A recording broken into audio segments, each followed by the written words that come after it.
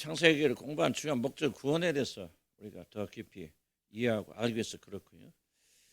이제 항상 하면서도 항상 우리가 무엇을 하냐 잘 기억할 필요가 있고, 우리가 하는 일에 대해서 우리가 좀 여러분들이 옳다 하는 그런 마음을 항상 가지고 있는 게 중요합니다. 왜냐하면 자칫 잘못하면 우리가 왜 그렇게 우리 교회에서는 구원에 대한 이야기만 하게 되어지는 거예요.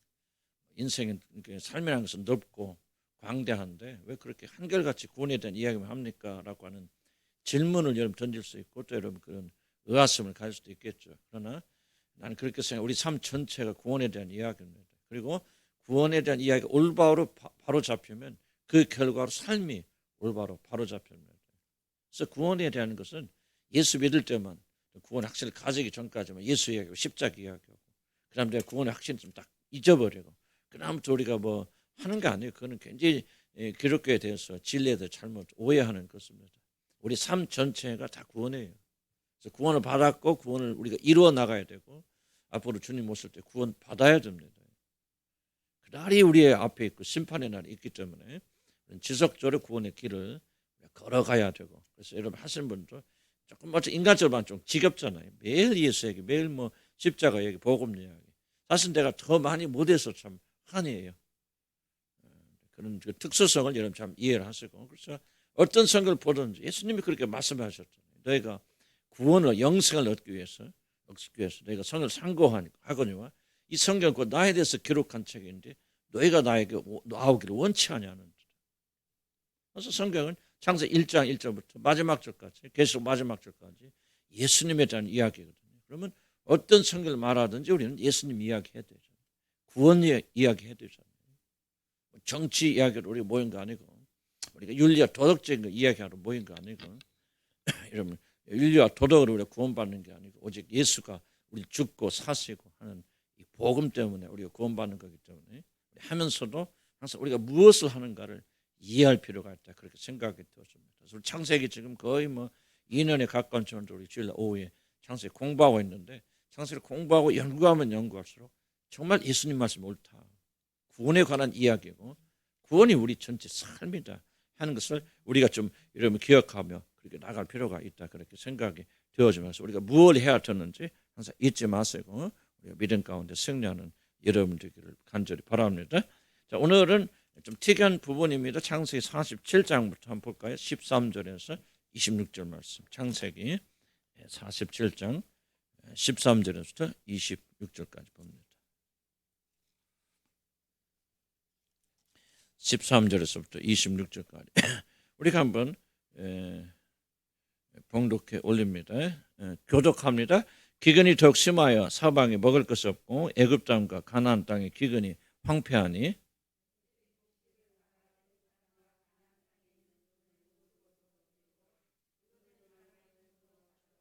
애굽 땅과 가나안 땅에 돈이 떨어진지라 애굽 백성이 다 요셉에게 와서 이르되 돈이 떨어져 싸우니 우리에게 먹을 거리를 주소서 어찌 주 앞에서 죽으리까.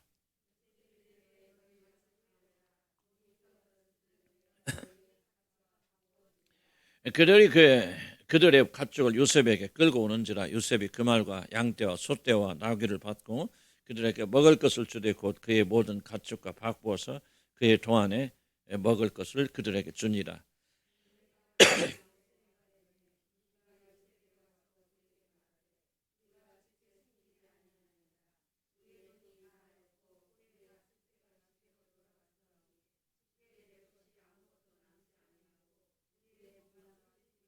우리가 어찌 우리의 토지와 함께 주의 목전에서 죽으리까. 우리 몸과 우리 토지를 먹을 것을 주고 사소서. 우리가 토지와 함께 바로의 종이 되리니 우리에게 종자를 주시면 우리가 살고 죽지 아니하며 토지도 황폐하게 되지 아니하리이다.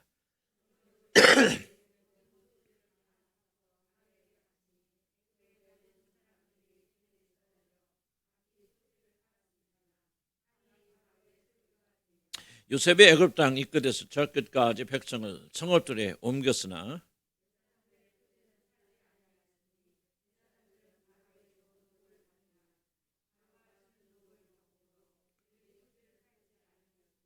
요셉이 백성에 이르되 오늘 내가 바로를 위하여 너희 몸과 너희 토지를 샀노라. 여기 종자가 있으니 너희는 그 땅에 뿌리라.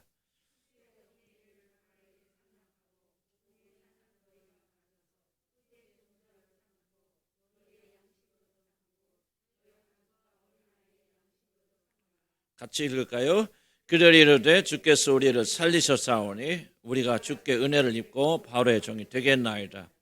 요셉이 애굽 토지법을 세우며 그 5분의 1이 바로에게 상납되니 제사장의 토지는 바로의 소유가 되지 아니하여 오늘날까지 이르리라.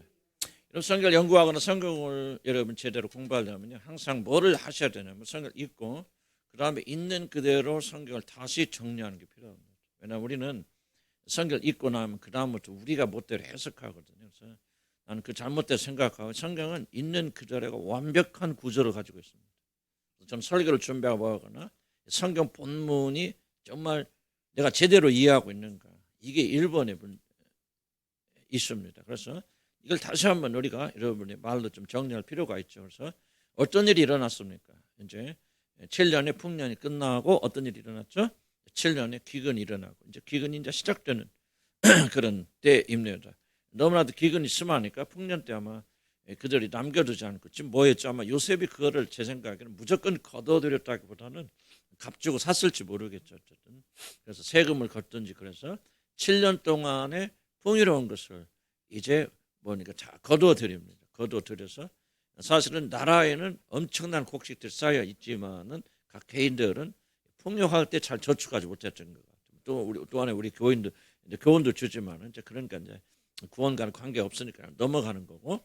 그래서 이제 나라에는 요셉의 밑에는 그냥 바다처럼 그렇게 곡식들이 많이 있는데 각 사람들에게는 그렇게 곡식들이 없었던 것 같아요. 그래서 풍년이 끝나고 흉년이 시작이 되었으니까 뭐 첫 해는 그럭저럭 겪어냈겠죠. 그러나 이제 음식이 떨어지게 되어진 양식이 떨어지게 되니까 이 애굽 백성들이 돈을 가지고 나와서 요셉에게 와서 그 곡식을 사게 되어집니다. 근데 1년분만 밖에 살 돈이 없으니까 1년분 먹고 나면 뭐 다음에 또 우리가 씨 뿌려 나겠지. 그런데 7년의 기근이 계속 이어져 나가니까 돈이 다 떨어지는 데도 불구하고 그리고 먹을 양식이 남아 있잖아요. 그래서 뭐 하죠? 이제 이 애굽 백성들이 토지 땅을 가지고 요셉을 찾아갑니다. 요셉을 찾아가서 우리가 가진 건 이것밖에 안에 그 전에 뭘 가지고 가죠? 토지 전에 뭐를 가죠? 가축죠. 이게 중요합니다. 관찰을 잘해야 돼요. 성경 말하는 거. 순서 바꾸면 안 됩니다. 그래서 가축을 팔죠. 가지고 가서 하나의 양식을 바꿔 먹지만 아직도 5년이라는 기간이 또 남아 있죠.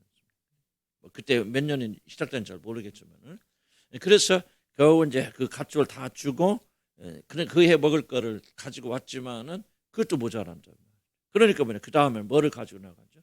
토지를 가지고 나가고 그 다음엔 뭡니까? 자기 몸을 가지고 나서 이제 우리가 바로의 종이 되겠다. 그래서 요셉은 지금 자기가 비축해둔 본 양식을 가지고 이걸 하나씩 둘씩 다 사드립니다. 이게 굉장히 뛰어난 지혜를 가지고요. 바로 왕은 너무 즐거울 것 같아요. 가만히 앉아서 애굽 전체가 자기 것을 드는 거예요. 여러분 우리나라 옛날 조선 사화나 이런 거 보면 뭐합니까? 이 귀족들이 큰 소리 치잖아요. 왜 큰 소리 치냐면요. 왕보다 더 재산이 많아.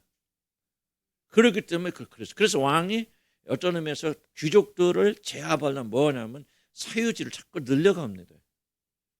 그러니까 한계가 있죠. 이런 싸움이 이제 조선 사화나 보면 많듯이 지금 바로가 왕은 왕이지만 돈 앞에 장사 없죠. 그런데 요셉이 이거를 7년에 거쳐서 전부 사들입니다. 전부 사들여서 천재적인 말이에요.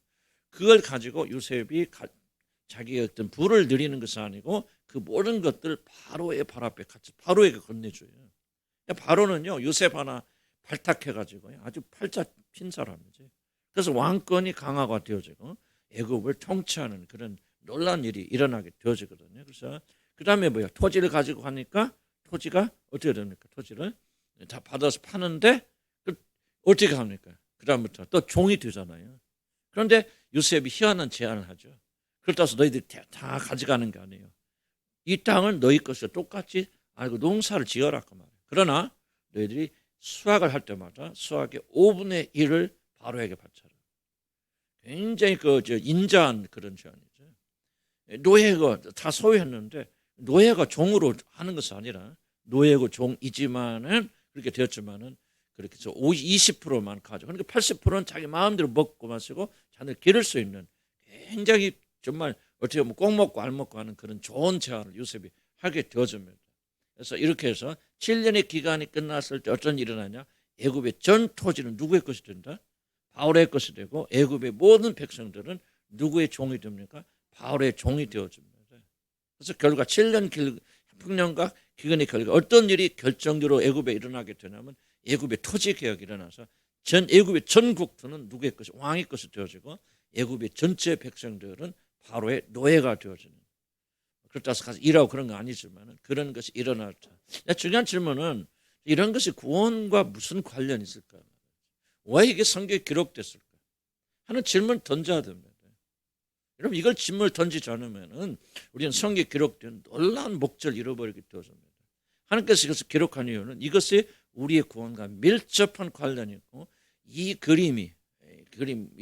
일어난 이 일이 우리의 구원을 이해하는 데 결정적인 중요한 단서를 제공하기 때문에 성령께서 모세를 통해서 이걸 우리에게 기록해 줬다. 저는 그렇게 확고하고 믿습니다. 그래서 이제 중요한 여기서 지금까지 스토리의 중요한 핵심이 뭐냐면은 요셉이 이 모든 토지와 사람들을 사들였지만 요셉이 사들인 거죠. 그렇지만 요셉의 소유가 아니고 이 모든 소유를 누구에게? 바로 왕에게 갖다 바친다. 이것이 그 이야기 클라이맥스입니다. 클라이맥스. 그래서 21절 다시 보면은 다시 읽어볼까요? 뭐라고 써요? 요셉이 애굽의 모든 토지를 다 사서 누구에게 바치니? 바로에게 바친다. 그리고 오늘 내가 너희를 바로를 위하여 너희 몸과 토지를 찾노라 하고 23절에 그렇게 말해요. 그래서 뭐냐면 여기 중심 인물이 누가 되죠? 바로가 되어줍니다. 그래서 요셉이 토지와 그 사람들 다 사서 누구에게? 바로 왕에게 바치는 사건이 구원의 어떤 것을 우리에게 보여주고 있느냐 하는 것을 우리가 좀 배우는 것이 오늘의 목적이다. 2페이지 넘어갑니다. 자, 구속이라는 게 도대체 무엇입니까? 우리 구속이란 말 많이 들어봤죠? 구속자. 누가 구속자죠? 예수 그리스도 구속자. 구속하셨다. 또 속전이란 말도 들어보죠? 그런 거죠. 뭐 다 읽을 필요는 없고 좀 제가 가지고 설명합니다. 제가 앞에 설명한 대로 과연 성경이 이것을 기록했을 때는 기록한 목적이 애굽에 일어나는 토지 제도의 변혁, 토지 제도의 변천사 이런 걸 우리에게 가르쳐 주겠어 이걸 했을까? 그건 아니라는 거죠. 다시 한번 강조하지만 사고 사서 요셉이 그 모든 산 거를 왕에게 바치는 이 사건이 우리에게 구원을 이해하는 결정적인 정보를 제공하기 때문에 성령께서 감동하셔서 이 성경에 기록되어 있도록 그렇게 한 것이다. 여러분 성경을 이해하려면요, 구원이라는 걸 빼놓고 예수 그리스도를 통해서 우리를 구원하시는 하나님 놀라운 계획을 빼놓고 성경을 절대 이해할 수 없습니다. 왜냐하면 이 성경은요, 하나님에 관한 모든 것들을 기록한 책이 아닙니다. 하나님에 대해서 물론 하나님에 대해서 기록해서 하나님이 어떻게 생겨났고 뭐고 하나님이 이런 그거를 기록한 목적을 가진 책이 아닙니다. 이 구역, 이 성경 66권에 주어진 것은 구원을 우리에게 계시하기 위해서 가르쳐 줍니다. 하나님에 대한 많은 부분들이 성경에 기록되어 있지 않습니다. 성경 다 읽으면 하나님에서 다 안다. 그거는 굉장히 어리석은 생각이고 교만한 생각, 잘못된 생각입니다. 그래서 성경 처음부터 마지막까지 우리의 구원에 대해서 설명한 거예요. 창세기 1장 1절부터 이러면 하나님이 대체 천지를 창조하셨다. 이렇게 창조하셨다. 뭡니까? 도대체 왜 인간이 무엇이 어떻게 잘못됐길래 오늘날 이런 세상에서 사는가? 거기는 대답을 주기 위한 거예요. 원래부터 하나님이 그렇게 만드신 게 아니라는 거죠. 너무나도 놀랍고 아름답고 완전하고 완벽한 세상이고 사람도 오늘날 보는 게 이게 세상이 아니잖아. 정말 오늘 뉴스 보면 참 이게 얼마나 좀 놀라운 것들만 난 요즘 참 죄송하지만 뉴스 보면 나 다 안 읽어 그냥 제목만 보고 왜냐하면 어떤 뉴스들은 그 내용을 쳐다보기도 싫은 것들이 많이 있죠. 친딸을 어저께도 뉴스 보니까 뭐 친딸을 몇 년 동안 강간은 도대체 이게 짐승들이 사람들. 자, 우리 세상 한번 뒤돌아보면요. 어떤 질문하게 되어집니까? 또 하나님이 우리를 사랑하시고 그렇게 능력이 많고 이러면 그런 무한하신 분이라면 어떻게 하나님이 창조하신 세계가 이렇게 엉망진창됐을까? 라고 하는 질문을 가질 수 있잖아요. 그 질문에 대한 답변 창세기 1장. 아니요. 하나님은 그렇게 만드신 게 아니라 완전하고 완벽하고 자기 형상에 대해서 완전하게 완벽하게 지고 놀라운 우주다. 그런데 이 세상이 이렇게 되어진 것은 뭐냐? 죄라는 것이 들어왔다. 그렇게 설명하는. 그래서 창세기 1장 1절부터 마지막까지 계시록까지 전부 구원에 대한 그런 이야기입니다. 그래서 성경을 볼 때도 항상 구원이 도대체 뭐 이 이야기를 통해서 이 말씀을 통해서 우리에게 어떤 구원의 어떤 부분을 가르쳐 주실까라고 하는 것을 이렇게 해야 돼요. 이러면 고린도후서인가 그 말했죠. 고린도 4장에 이렇게 나옵니다. 무슨 얘기입니까? 마치 모세가 하늘에 모세가 시내산에 들어갔다 오잖아요. 시내산에 들어갔는데 거기서 뭡니까? 하나님의 영광을 보고 그의 얼굴 광채가 그의 얼굴에 남았잖아요. 그러니까 이 모세가 내려오는데 빛이 번쩍번쩍 나잖아요. 하나님의 영광을 봐가지고요, 그냥 완전히 눈이 셔서 그 앞에 서지 못하고 눈이 셔가지고 그냥 사람들이 그 앞에 쓰러져 버리고 난리 납니다. 난리 나요. 그러니까 뭐 합니까? 그러니까 수건을 갖다가 그렇게 하지 않습니까? 고린도후서 4장에 바울이 재밌는 얘기합니다. 무슨 얘기를 하냐면은 바로 너희들이 그건 뭐냐, 율법이라는 거죠. 그러니까 없어질 영광, 율법을 받아 내려오는데 그 영광이 너무나 놀랐기 때문에 그 영광이 모세에게 임하여서 아니 없어질 영광, 율법을 없어지는 거잖아요. 없어질 영광을 가졌으로 그렇게 빛이 번쩍번쩍 우리가 바라보지 못했거늘 그다음 더 중요한 복음의 영광을 지금 이야기하는 거예요. 그래서 고린도후서 4장 4절에 뭡니까? 믿지 않는 자들의 보니까 신이 뭐라 합니까? 그 세상의 신이 믿지 않는 자를 눈을 가리워서 이 영광을 보지 못하게 한다. 그러면서 무슨 얘기를 하냐면은 이 수건이 너희한테 가리워져서 너희가 뭐를 보지 못한다? 이 구약 성경을 이해하지 못한다. 고린도후서 4장 4절 가서 읽어보시고 4장에 가서 보지 못한다. 그러나 너희가 그리스도에게 돌아오면은 곧 이 수건이 벗겨지리라. 놀라운 말 하거든요. 자, 보세요. 구약 성경을 너희들 이해하지 못해. 마치 수건이 가린 것처럼 구약을 아무리 읽고 했었겠어. 너희가 예수님 뭐죠? 너희가 구원을 얻기 위해서 이 말씀 상고하거니와 너희가 이 모든 책이 나에 대해서 기록한 책이라 깨닫지 못해. 그리고 내게 나오기를 원치 아니합니다. 그러니까 자 보세요. 성경을 해석하는데 그리스도가 빠져버리니까 그때 눈이 가려워져 버려요. 그러나 너희가 성경을 읽을 때 예수 그리스도 내게로 나오면 이것이 딱 열려서 보이긴단 말이에요. 무슨 말하고 있습니까? 구약의 모든 성경들이 예수라고 하는 관점에서 보지 않기 때문에 너희들에게는 안 보인다는 게 무슨 뜻인지. 가리워져 있다는 거죠. 예수님을 통해서 하나님 우리를 어떻게 구원하신가를 너희들이 보지 못하는. 그러니까 몽몽몽인데 만약 여러분 생각 그래 어떤 걸 해석하든지 그건 예수님에 대해서 말하는 거야. 구원에 대해서 말하는 책이야. 라고 예수 그리스도에게 돌아오면 너희에게서 가로막거든 수건이 열려져서 이 복음의 영광 예수님을 통해서 우리를 구원하시는 놀란 복음의 영광을 보게 된다는 거죠. 고린도후서 4장 같이 집에 가서 읽어보시기 바랍니다. 내가 한번 지금 시간 없어 또 돌아가면 또 시간이 길어지니까. 그러니까 성경 해석할 때 뭐로 가야 돼? 예수 그리스도를 통해서 하나님 구원하시는 야곱의 이야기, 아브라함 이야기가 아니에요. 요셉의 이야기가 아니에요. 지금 예수님 이야기하고 있는 게 성경. 여러분 그거를 보셔야 돼요. 그걸 볼 때만이 구원이 도대체 무엇인가를 우리가 정확하게 이해하게 된다. 무슨 뜻인가 이해하시죠? 성경은 기가 막힙니다. 성경만이 성경을 풀을 수 있고 성경만이 우리에게 진리를 가르쳐 줄 수 있어요. 그래서 어떤 성경을 보든지 예수 그리스도 너희 안에 계신 그리스도 하나님의 비밀이신 그리스도 우리가 겸손한 마음으로 이 말씀 받아들이면 하나님 비밀이 열리기 시작합니다. 그러면서 내가 나도 아직도 깊이 잘 보지 못해요. 이사야서를 보건 엘리야를 보건 엘리사를 보건 전부 누구 얘기냐? 예수 그리스도만 그 그리스도에 대한 이야기 그분을 통해서 우리를 구원하시는 하나님의 놀라운 구원의 역사를 그 스토리를 통해서 우리가 나타내 주신 거예요. 그래서 우리도 이걸 통해 가지고 구원이 무엇인지 알아야 된다. 자, 구원은 한마디로 구원이 이거라고 말할 수 없습니다. 굉장히 광대한 구원이에요. 영광스러운 구원이에요. 그래서 구원이 이겁니다. 복음이 이것이랍니다 하고 우리가 한마디로 그냥 간단하게 줄여서 설명할 수 없습니다. 그렇게 설명하려고 하는 자체가 무리예요. 그래서 하나님께서는 어떻게 우리에게 구원을 가르쳐 주겠어요? 여러 가지를 가지고 구원에 대해서 설명하십니다. 그래서 대표적인 예를 들면 오늘 여기서 나오는 구속이라는 걸 통해서 하나님 구원이 무엇인가 보여주기도 하고 어떤 데 가면 칭이라는 걸 통해서 하나님께서 구원을 우리가 설명하기도 하고 어떤 때는 언약이라는 걸 통해서 여러분이 하나님께서 우리에게 구원이 무엇인가 설명하기도 하고 어떤 부분을 통해서는 화목이라는 것을 가지고 우리가 설명하기도 하고 어떤 부분에서는 희생제물이라는 것을 그렇게 설명합니다. 그래서 이런 것들이 다 종합되어질 때 구원이 이런 거구나 하고 우리가 그걸 이렇게 이해하게 되어집니다. 왜 우리가 마태, 마가, 누가, 요한이 사복음서가 필요합니까? 한번 생각해. 다 예수님의 행적에 대해서 기록한 책인데 왜 네 가지 저자들이 이렇게 어떤 부분에서 일치가 안 되고 서로 다른 것 같이 보이는 그런 것을 하나님께 허락해 주셨습니까?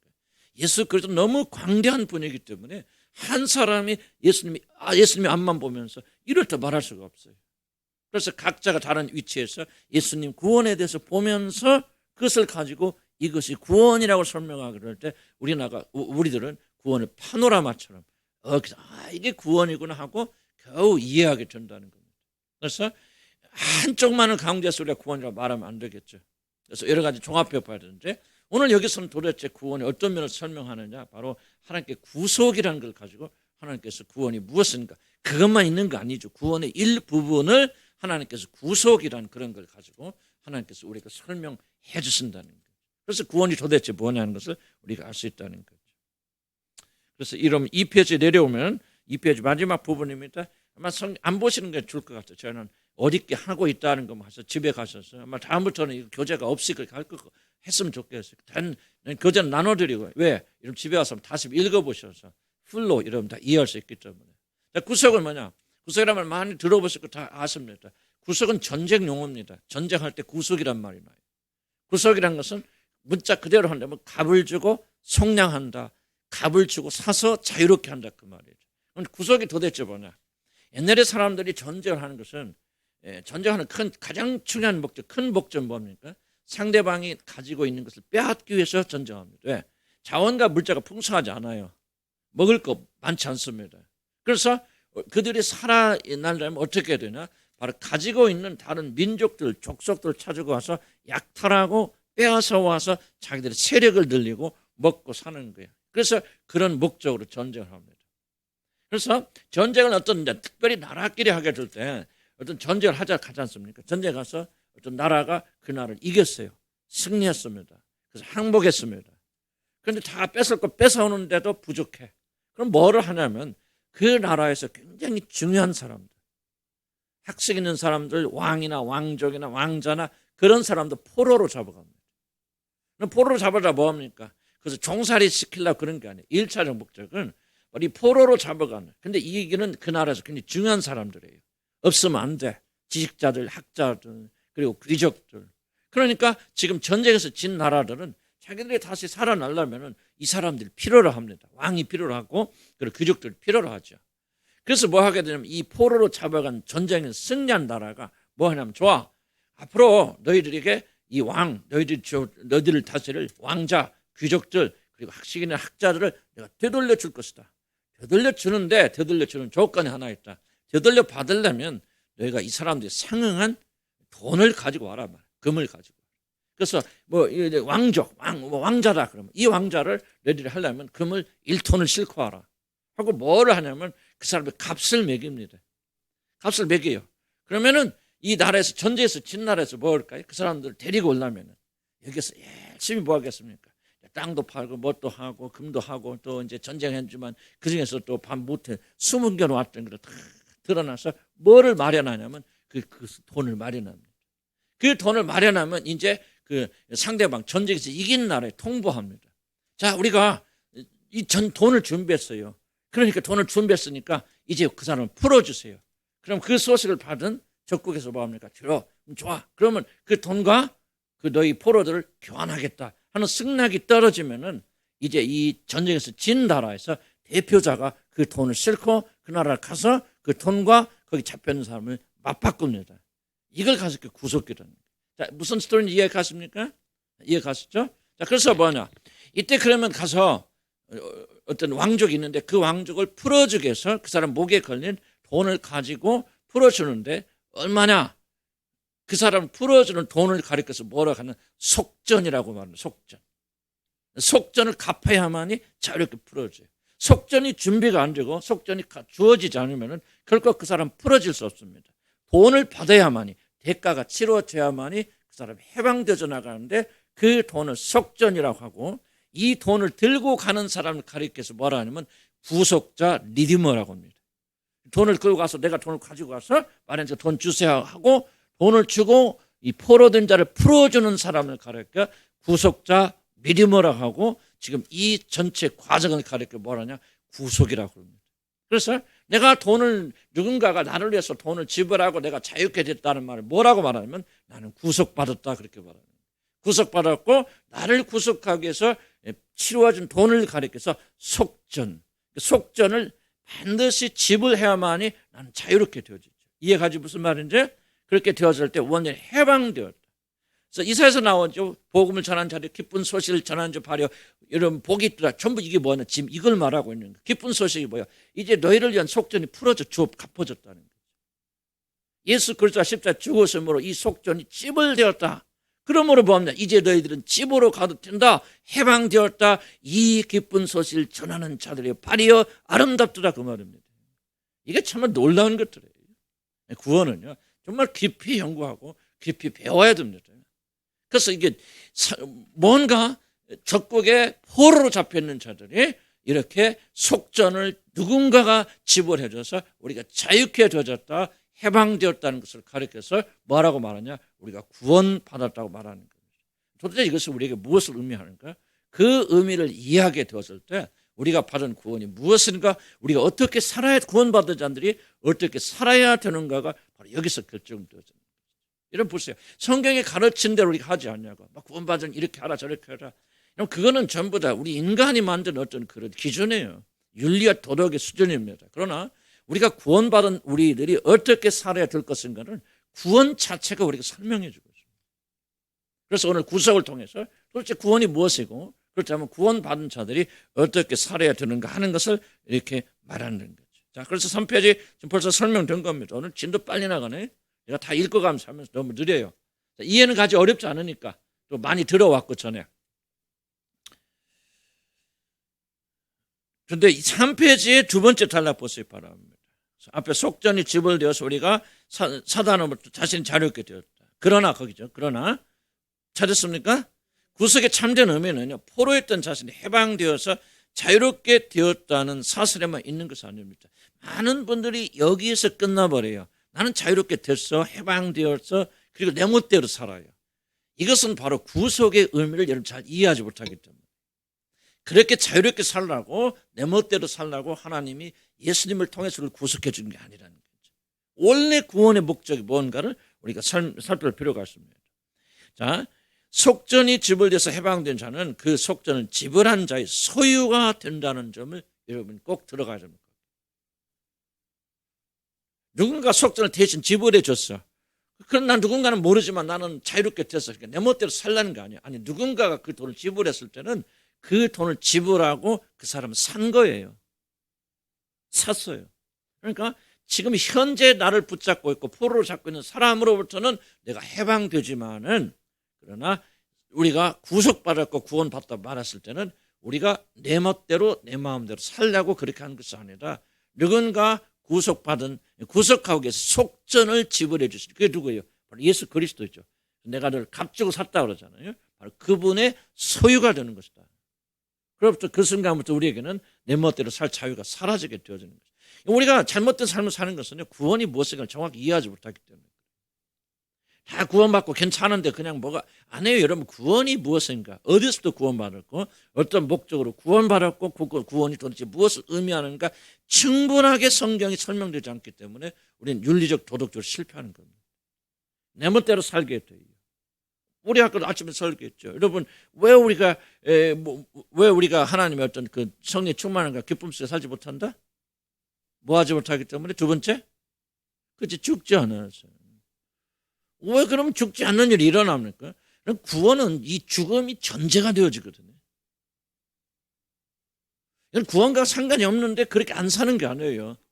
죽는 것 자체가 구원에 포함됩니다. 그럼 뭐가 문제입니까? 우리 구원이 무엇인가를 잘 모른다는 얘기죠.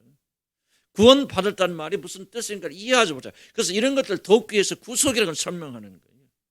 너 구원 받아서 내 멋대로 사는 게 구원이 아니라는 거예요. 하나님은 그걸 위해서 구속하신 게 아니라는 거죠. 그걸 이해하려면 뭐냐? 구속의 의미가 뭔가 잘 살펴봐라. 내가 너에게 준 구원이 도대체 무엇인가를 여러분 이해해야 된다는 거예요. 구속은 뭐예요? 값주고 사잖아요. 사줘서 풀어주는 게 구원이 아니에요. 구속이 아니에요. 값주고 산 사람의 소유가 되어지는 거예요. 그래서 그때부터는 누구를 위해서 사는 거예요? 나를 위해서 살던 사람은 죽어야 되고 죽고 그다음에 나를 값져 사신 그분의 종으로서 살아가야 돼. 이게 구원의 길이에요. 이걸 실천하는 것을 가르쳐서 구원 받았다고 말하면 구원 받는 거라 말하는 거죠. 우리가 이렇지 않은데 그냥 구원 받았으니 조금 더 잘 믿어보자. 그게 아니에요. 우리가 죽는 것은 구원 속에 들어가 있는 거예요. 그럼 죽지 않은 나는 뭐예요? 이런 속에서 구원이 이루어지고 있지 않다는 얘기죠. 구원 못 받았다 그런 얘기를 하고 있는 것이 아니라 지금 여러분이 구원과는 다른 삶을 살고 있는 거예요. 구원은 끝났는데 그 사람도 끝나고 구원받은 사람 이렇게 아니에요. 이것 자체가 다 구원 속에 들어가는 거예요. 그것이 바로 우리가 두렵고 떨리는 마음으로 너희 받은 바 구원을 이루어 나가라는 거죠. 자, 또 한번 봅시다.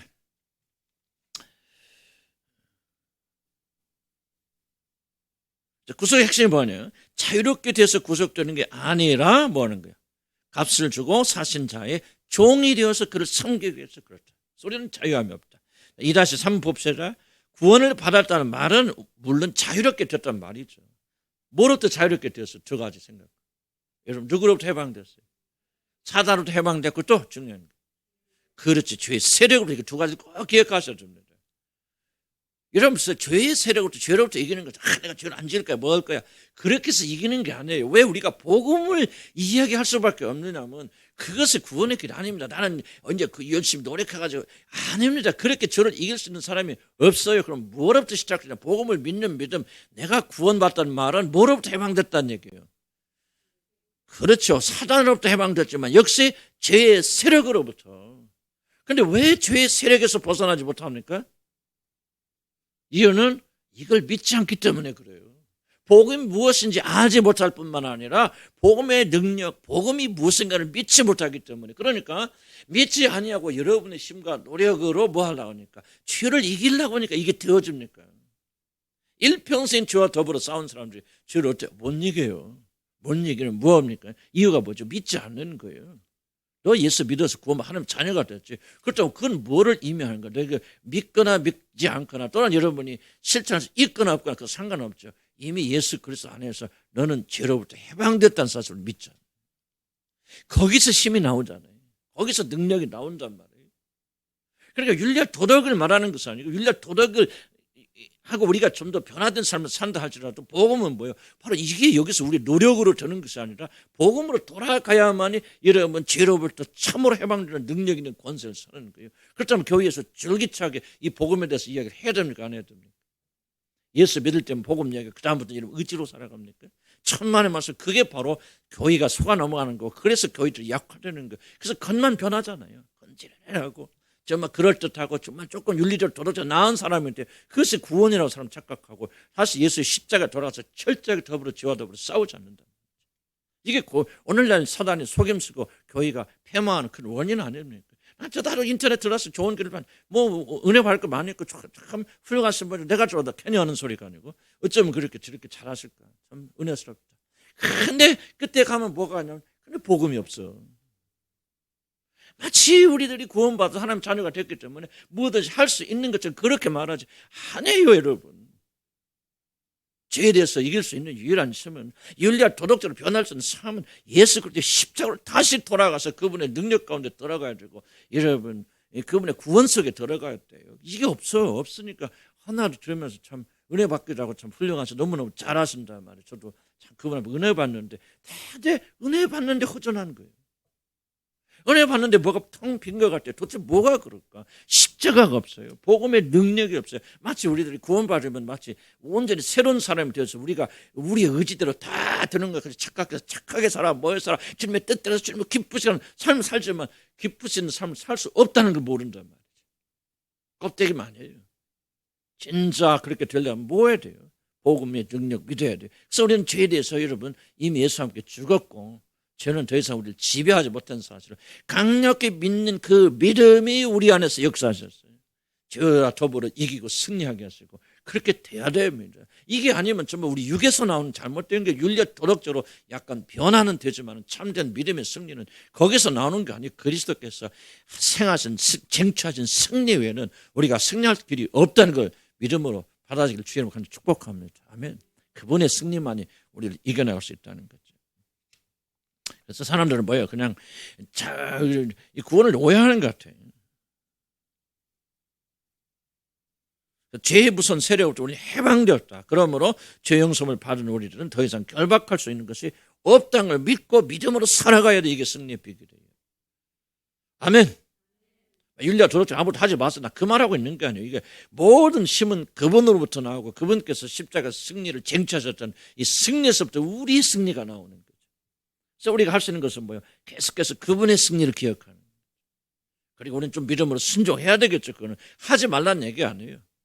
출발이 어딥니까? 그분의 승리죠. 우리는 죄에 지면서도 뭐를 믿어야 됩니까? 죄의 세력은 우리 안에서 이미 사라졌다는 사실 쫄깃하게 믿고 고백해야 됩니다. 죄에 얻어터지고 넘어지면서도 이 사실 믿음을 포기하면 안 됩니다. 그러면 때가 되어지면 이런 뭐를 발견하면 죄의 세력은 끝났구나. 더 이상 날 통치하지 못하는구나. 그럼 무엇과 싸움입니까? 우리 안에 있는 습관과의 싸움이지. 죄와의 싸움이 아니에요. 변화되지 않게 육신의 죄 때문에 그런 거, 우리 습관 때문에 그런 것이죠. 여러분 좀 지나면 더 이상 나도 지금도 넘어지도 자빠지도 하지만 옛날에는 계속 죄에 끌려다녔다 그 말. 그러나 구원받아서 하나님의 자녀가 된 데부터는 더 이상 그 힘이 없어요. 죄는 나를 끌고 다니지 못합니다. 더 이상. 그렇다고 내가 죄 한 번 안 짓는다 그 말하고 있는 거 아니에요. 넘어지기도 자빠지기도 하지만 내 안에 육신이 짓는 죄고 나는 진심으로 죄로부터 해방됐다는 걸 나는 봐요. 알아요. 그래서 내가 주님 안에 거하기를 하고 믿음만 가지면 얼마든지 이겨내갈 수 있다는 거죠. 정말 놀라운 힘입니다. 자, 그 다음 보면. 그러나 우리들이 이 자유에 대해서 많이 오해합니다. 즉, 우리들이 얻은 자유란 내 마음대로 살 수 있는 권리로 착각합니다. 많은 분들 그렇게 말 안 하겠죠? 나는 그렇게 말 안 한다고 생각합니다. 그게 아니에요. 여러분, 열매가 이걸 증명합니다. 여러분 하고 있는 말을 보지 마시고 여러분 열매가 무엇입니까? 죄에 대해서 승리하십니까? 그렇지 않으면 여러분 죄에 대해서 자유롭게 그냥 재미있게 살아갔습니까? 그렇게 사신다면 여러분 입으로 그렇게 말하지 않아도 여러분 자유에 대해서 착각하고 있다는 거죠.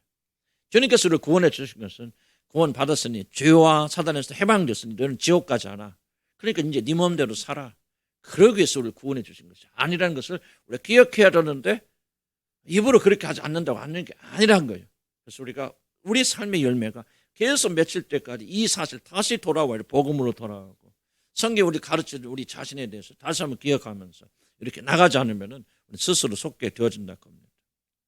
그래서 과거의 습성에 따라 자유롭게 사는 것을 참 자유라고 오해하여서 구원을 받은 뒤에도 적지 않은 사람들은 여전히 한쪽 발은 세상에 둔 채 하나님과 별반 관련 없는 삶을 살게 되어지고 이게 현대 기독교의 거의 대부분 이렇게 산다는 거죠. 그럼 도대체 뭐가 잘못됐나 이거죠. 자, 구원받다 확신합니다. 나 죽으면 천당 간다고 믿어요. 아멘 합니다. 예수님 내 죄를 사해줄 걸 믿습니다. 그런데 여전히 한쪽 발은 세상에 두고 산다. 도대체 뭐가 잘못됐나. 그런 것을 가르쳐서 어찌 참된 구원이라고 우리가 말할 수 있겠냐고.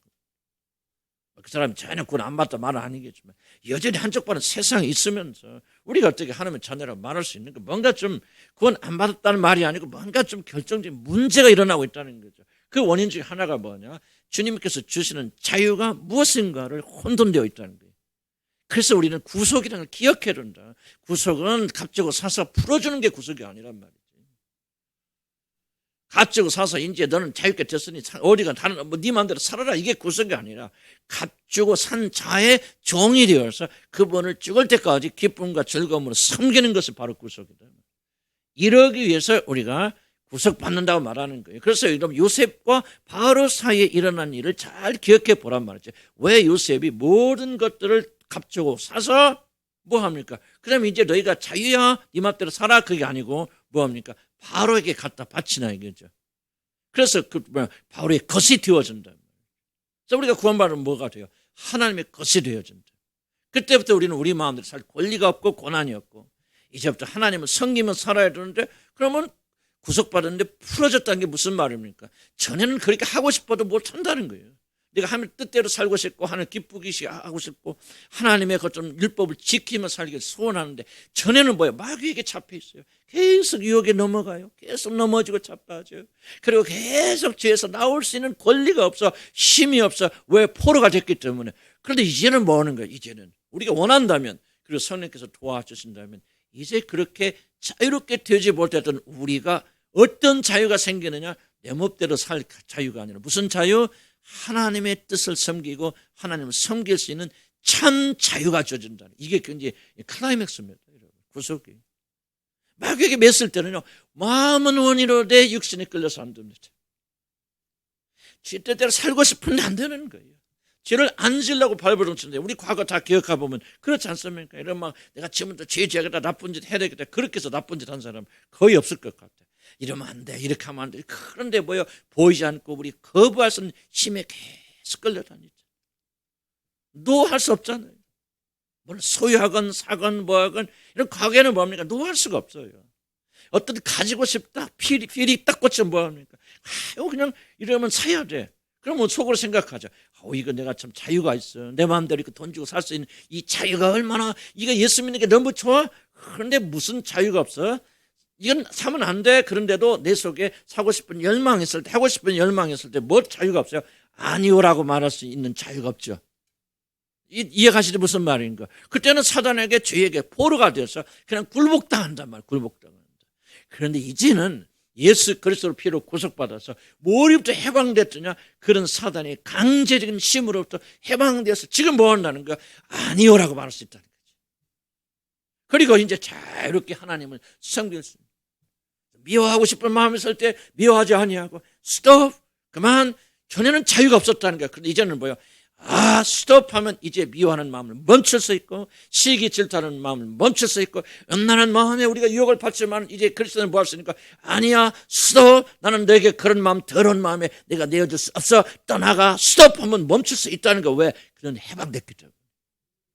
그래서 이제 뭐요? 자유롭게 주님을 섬길 수 있는 자유가 주어졌다는 거예요. 믿으면 아멘 하시기 바랍니다. 여러분, 이것을 믿지 아니하면 여러분 삶의 변화 일어나지 않습니다. 왜 이렇게 힘듭니까? 이런 힘은 믿지 않냐고. 내가 노력하려니까.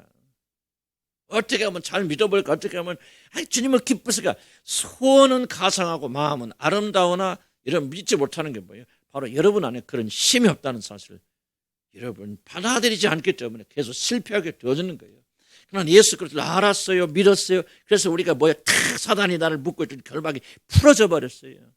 그래서 그런 죄된 마음에서 우리가 해방되어진 거 아니에요? 믿으면 아멘 하시기 바랍니다.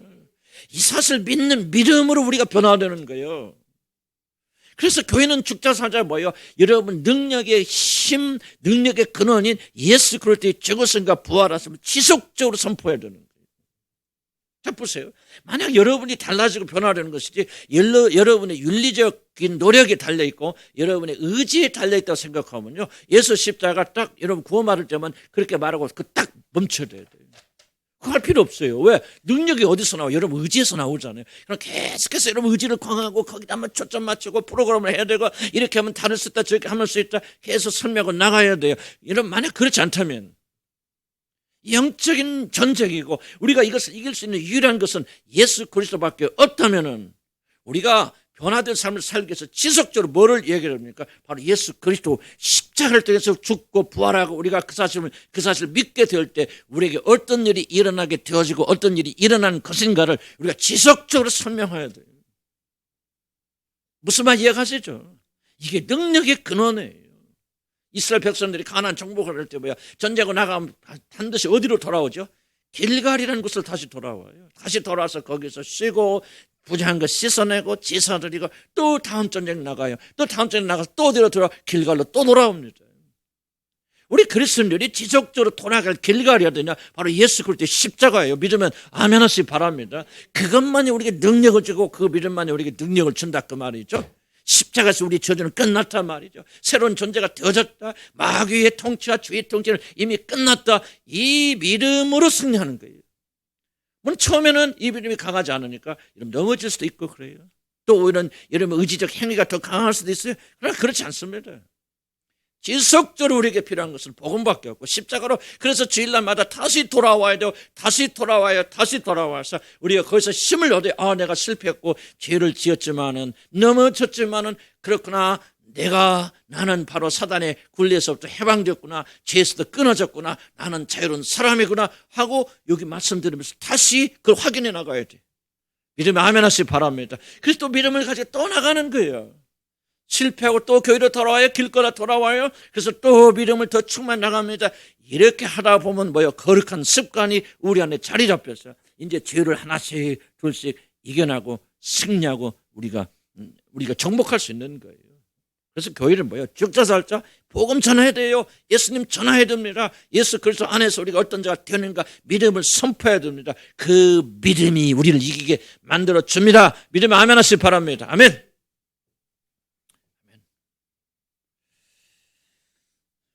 구원받는 것은 뭐냐? 바로 구속받은 것. 그리스도의 것이 되어진다. 우리들이 자유롭게 되어진 것은 내 멋대로 살기 위한 것이 아니라 우리들을 자유롭게 풀어주신 그분을 위해서 살긴 것이다. 그래서 고린도서 5장 15절 같이 한번 크게 읽읍시다. 시작.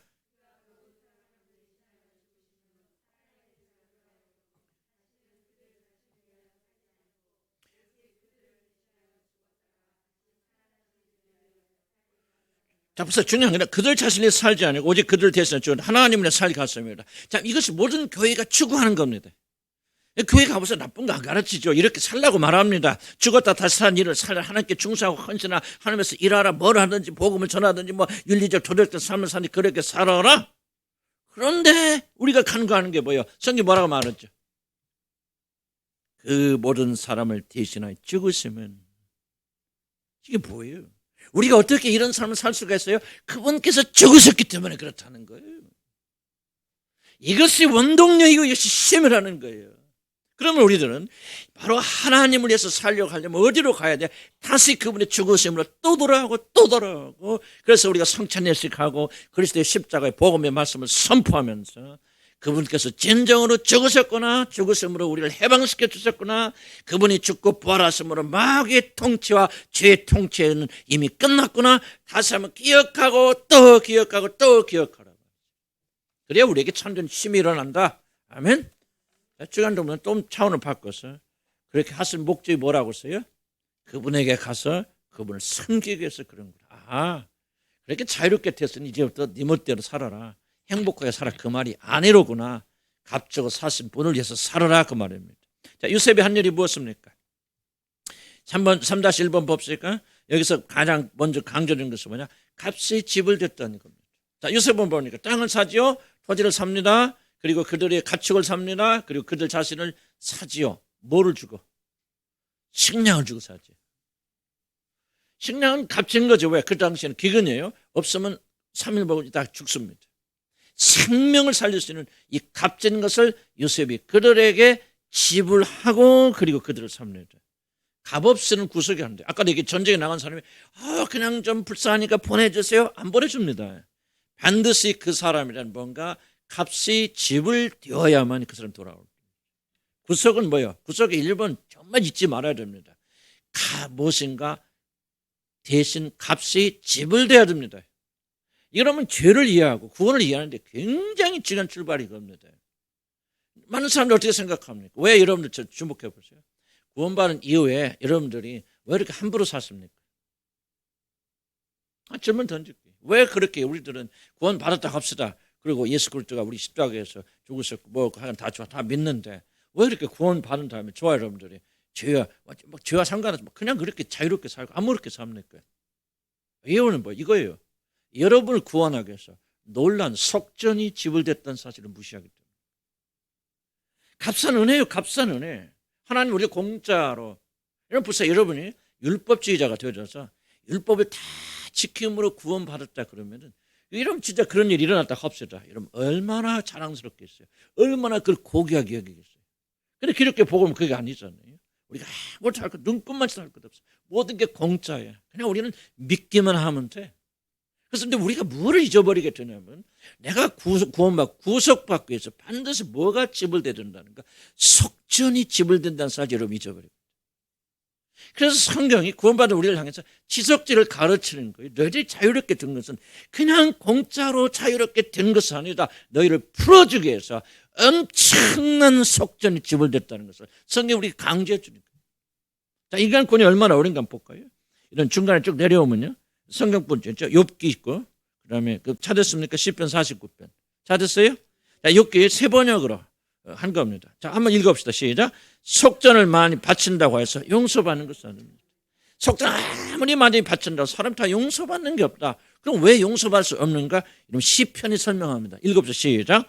아무도 자기 형제를 구원하지 못하며 그게 그를 위한 속전을 하나님께 바치지 못하는 것은 그들의 생명을 속량하는 값이 너무 엄청나서 영원히 마련하지 못할 것을. 이게 성경에 보세요.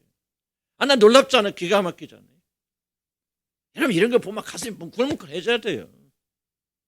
왜 우리가 우리 받은 구원을 가볍게 여기면 안 됩니까? 아무렇게 살으면 안 됩니까? 왜 아무렇게 믿으면 안 됩니까? 여러분 한 사람의 속전을 준비한다는 거, 해방시키고 자유롭게 된다는 거, 성경이 뭐라 합니까? 너무 엄청나서 그 값은 너무 엄청나서 아무리 큰 부자라도 영원히 마련하지 못할 거예요. 자, 이것을 충분히 이해해야 해요. 자, 주목해 보세요. 구원은요, 단순하게 구원을 이런 거 다 이해해서 구원받으라. 구원받을 사람 없어요. 은혜로 그냥 구원 주시고 성령을 우리에게 보내시고 뭐예요? 여기 고린도전서 2장 2절 하면 12절 찾아서 고린도 2장 12절. 중요한 거 한번 찾아봅시다. 고린도전서 2장 12절 봅시다. 뭐라고 성경에 기록되는? 고린도 2장 12절에 뭐라고 씁니까?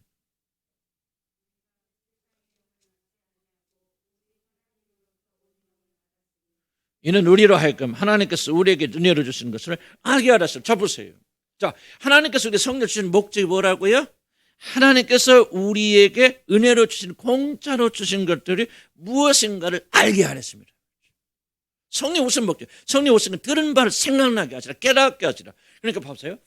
구원 다 받고 다 깨달아서 구원받으면 구원 아무도 못 받으니까 하나님께 은혜로 그 믿음도 선물로 주셔서 구원 받으시고 우리를 하나님의 자녀를 칭해 주시고 성령 선물로 주셨는데, 성령 우리에게 오셔서 뭐 하시느냐? 여러분이 받은 은혜가 얼마나 놀라운 것을 성령께서 깨닫게 하시고 가르쳐 주신다고. 그러니까 구원 받은 다음에 구원에 대해서 가르쳐야 돼, 안 가르쳐야 돼요? 네? 가르쳐야지. 부르짖으니 가르쳐야 돼. 왜? 구원받기 이전에는 구원에 대해서 아무리 설명해도 못 알아들어요. 많은 분들은 착각합니다. 이 성경은요, 구원 받으라고 주신 책이 아니에요. 이거 예수 안 믿는 사람이 그런 사람이 있을 수 있겠죠. 있고 또 그런 간증도 있지만요. 예수 안 믿는 사람들이 이 성경 읽어서 구원받으라고 주신 책이 아닙니다. 이 책은 이미 구원받은 자들에게 하나님 우리에게 베푸신 은혜가 무엇인가를 설명해 주기 위해서 기록된 책이에요. 성령이 오시면 뭐합니까? 우리의 받은 구원이 얼마나 놀라운 구원인가, 여러분이 구원받기 위해서 얼마나 놀라운 속전이 지불되었는가, 이거를 가르치기 위해서 성령이 여러분에서 오신 거예요. 만약 여러분 안에 성령이 계시다면은 그래서 다른 거 관심하지 않습니다. 여러분들 성령의 은사에 대해서 물론 중요한 거지만, 성령의 은사에 대해서 예언과 방언이 중요하고 필요한 것이지만, 그것을 집중하고 그것을 위해서 성령이 오신 거 아니에요. 성령이 우리에게 오신 것은 여러분이 받은 말로 다 표현할 수 없는 놀란, 측량할 수 없는 은혜가 주어졌는데, 성령이 오셔야만이 그걸 깨달을 수 있는 거예요. 구원받지 못한 사람은요, 지금 내가 하고 있는 얘기 다 속이 격리기예요. 축복받는 얘기하면 여러분 아멘하고 하나님께 철회하고 금식하고 여러분 자식을 위해서 눈물 흘려서 기도할 수 있어요. 그러나 성령이 없는 사람들은 결코 여러분이 받은 구원의 놀란 신비를 이해하고 깨닫기 위해서 매달릴 수 없어요. 이게 다른 거예요. 나는 지금 내가 이런 구원 받으라고 얘기하는 거 아니에요. 거듭나는 것은 하나님의 신비와 초자연적인 역사예요. 우리는 구원 받았으면 알을 뿐이에요. 구원 받았으면 무엇을 합니까? 이제 여러분에게서 성령께서 뭘 하게 되냐? 내가 받은 구원이 얼마나 놀라운 하나님 축복인가를 성령께서 깨닫게 하고 알게 하신다, 그 말입니다. 얼마나 놀랐습니까?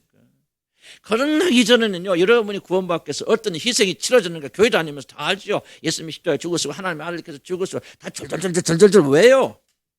근데 구원받아서 성령 여러분의 거하시기 전까지는 절절절 왜도 여러분 가슴 뜨겁지 않아요. 눈물 흐르지 않습니다. 맹맹합니다. 소설책이에요. 그냥 성령이 오셔서 여러분의 역사하시면 여러분이 받은 구원에 대해서 성령께서 설명해 주시고 가르쳐주고 기름 부어주시니까 불타는 거예요. 그러니까 그거 위에 다른 거 재미없어요. 전하려고 하면 뭐 아무리 많은 돈을 줘도 나는 이거 복음 위에 다른 거 전할 수 없어요. 예수 그리스도의 복음, 십자가의 복음, 바울이 전하는 복음 위에 다른 복음을 전하는 데 저주가 있을 줄, 나는 저주가 임할 줄 아는데 어떻게 무서 두렵습니까? 내 안에 내가 잘나서 그래요. 아니에요. 내 안에 성령께서 오셔서 깨닫게 하시고 알게 하셔서 우리가 받은 은혜가 얼마나 크고 놀라운 것을 우리 성령께서 우리 안에 가르쳐 주시니 우리가 뭐 다른 것에 기구를 뭐를 겁니까? 여러분, 돈 많은 거, 돈 어떻게 하면 돈 벌까? 어떻게 하면 건강할까? 어떻게 하면 자식들 성공할까? 그 관심 없어집니다. 이게 바로 성령이 여러분의 거하신 증거들이에요.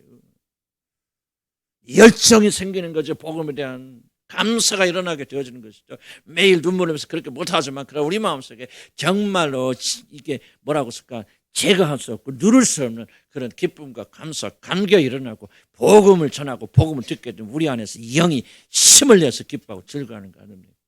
그게 바로 오늘 성경이 말하잖아요.